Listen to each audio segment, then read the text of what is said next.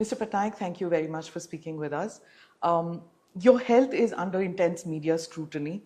The Prime Minister said that if the BJP wins the election and forms a government, there will be a committee formed to go into or to probe your health status. What do you have to say to that?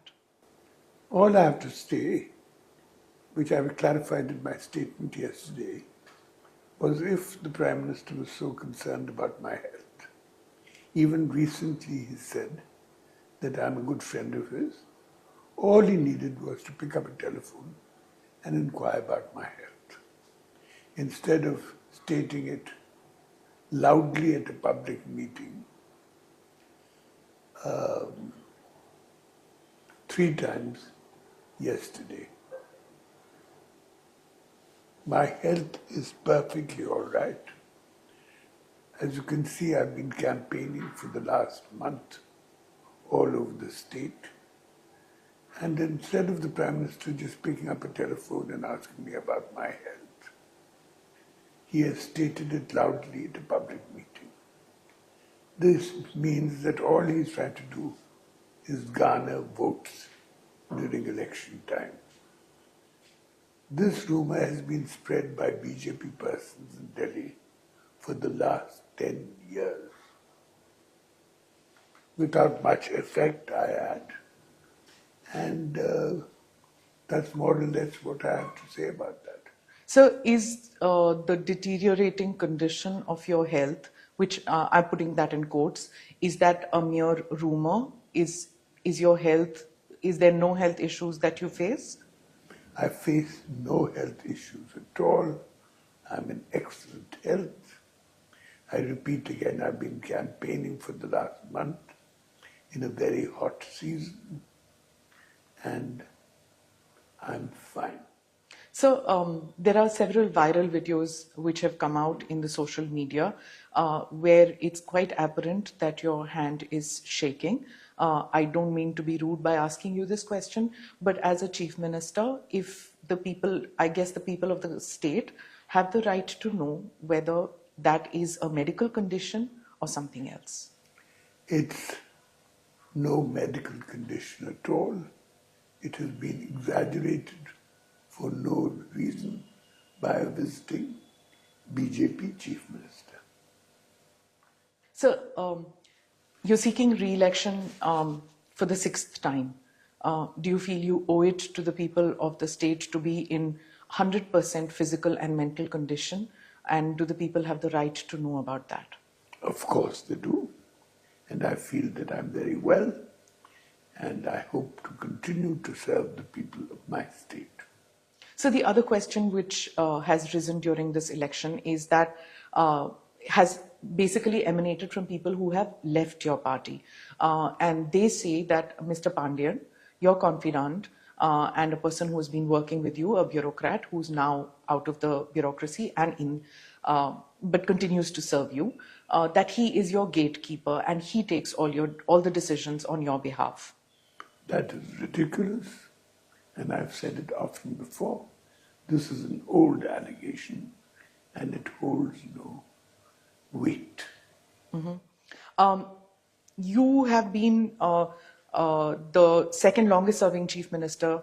The opposition has attacked your party in the past, your government in the past, but never your persona. This is the first time that you have been attacked on a personal level regarding your health and your relationship with your close confidant. How do you see that? I see it that they're getting more and more desperate, particularly as their popularity is waning in the country. So it's got nothing to do with the state. It's more about national politics, you feel? It's about the state and national politics. So the promises that are being made by your party in this election, does it have your signature on it? Do you know the promises that are being made? Do you have veto powers at all on these decisions? As Chief Minister, I have all powers, and we have done a great deal for the people of our state, and we want to continue doing much more.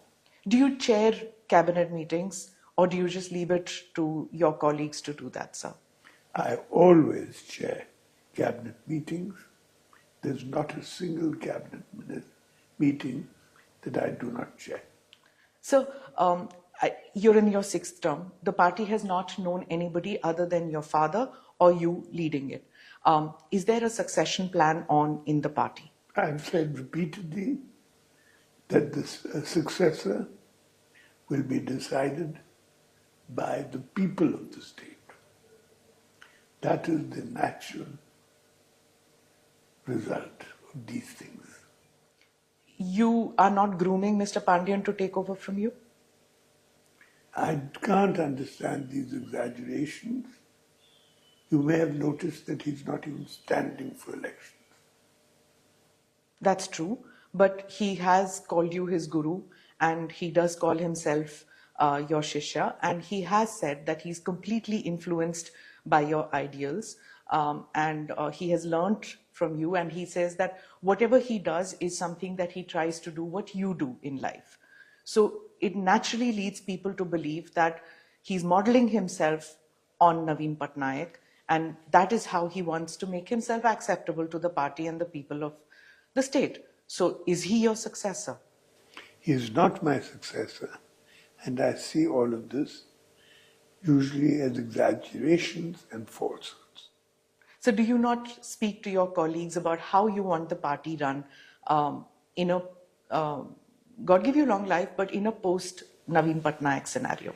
They see how the party is being run, and the party is being run for the service of the people of Odisha and will continue to do so. So, Mr. Modi and you, I come back to what you said about him. You've had very genial relations in the past with him, so much so that even this year he spoke about his friendship with you. He used to see you as probably in the past or in the recent past as a gentle titular head of the party.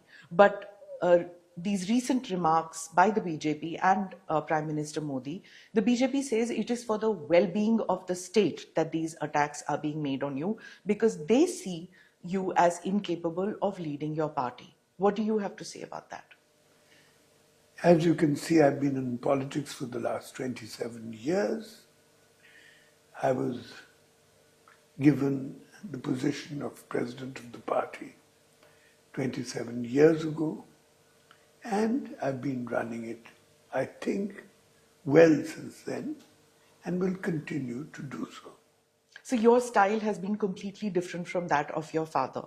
When you took over, there were similar kind of remarks that you're an isolationist, you don't mingle among the people, you refuse to change your style. You continue to be a very personal person who you don't meet with many people. Do you think that that has hurt your political career in any manner? I mingle with people the whole time.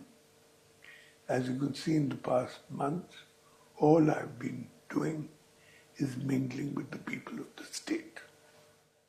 Sir, a veteran Odia journalist, Ravi Das, said, and I'm quoting, Pandian takes care of Naveen Patnaik like a son. But he calls this arrangement, and I quote again, extra constitutional. And he says, you may love him, but can that be a reason to put him above BJD leaders? Is what the Odia journalist vocalized, something which is spoken in the corridors, but Odia people, being gentle, non-gossipy kind, don't say it openly. But this is something that many media people say this. How do you react to this? I find all of that, to be honest, quite nonsensical. So you don't think that BJD political leaders should take supremacy over somebody who was in the bureaucracy, who's not born in this state, though has adopted this state as his own? Don't you feel that your party colleagues who have given their blood, sweat and tears for the party should have more say in party matters as compared to Mr. Pandian? Party members certainly have a great say. They have high positions. They're ministers. They're the people's representatives. They hold all powers that they should in a democracy. So during elections, the chief ministers and potential chief ministers, they attract a lot of attention. Every movement is scrutinized quite a bit, and especially a chief minister who's seeking a sixth term. So when these viral videos came out, and when there is only one person who's seen very close to you, if that person is a cabinet secretary, a principal secretary, it's his job, it's his duty to be close to you. But if that person is neither a politician nor a bureaucrat now, I think it's open game, isn't it, for other political parties to attack that person, or do you feel it's unfair? I think after resigning from his post as an officer, he has clarified that he has joined politics. Right. So in the past, your party gave issue-based support to the BJP.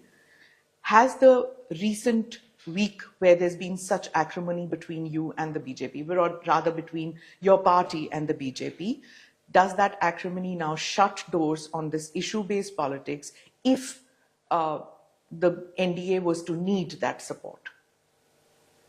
Let me clarify that I have never shown acrimony to anyone in public life. And when support is required, we will judge our appropriate position. Right. Are the fissures between your party and the BJP too deep now to be mended? Let us see what the position will be in the future. That will be the judge of future events. So we just a couple of days, just one round of polling left and a couple of days for results. How many seats do you give your party in the state elections, and how many do you give in the parliamentary elections? I see a very handsome results in the state elections. We will form a solid government again in the state, and in parliament we will have a very good majority. And you will be chief minister for all 5 years if you win? I certainly hope so. Right. The Prime Minister says that on the 10th of June, the BJP will form government here. Your party says that on the 9th of June, you will take oath of office. What is the number significance in this? I don't look at it as a number significance. I look at it as the practical position. So the Prime Minister, you said that the Prime Minister could have just picked up the phone and called me. Did you have that kind of a relationship with Prime Minister Modi, and when did that relationship stop? For example, could you have picked up the phone and called up Prime Minister Modi? I've done that often, and when I mentioned about picking up the telephone, after all, the Prime Minister has recently stated at public meetings that I'm a good friend of his. So wasn't it his duty, if he heard these rumors and was concerned about it, to have just picked up the telephone and asked me about them, or to announce it at a public meeting, a public political meeting, to garner votes? What do you think? So there have been several BJP leaders who came, cabinet ministers, who've been coming and campaigning for their colleagues in the state for the central as well as state elections. What is it about Mr. Sarma that has irked your party all that much, his campaigning? Because the people of Odisha are not used to guests who come to our state being so personally insulting and vindictive. He carried on a very unattractive election in Odisha.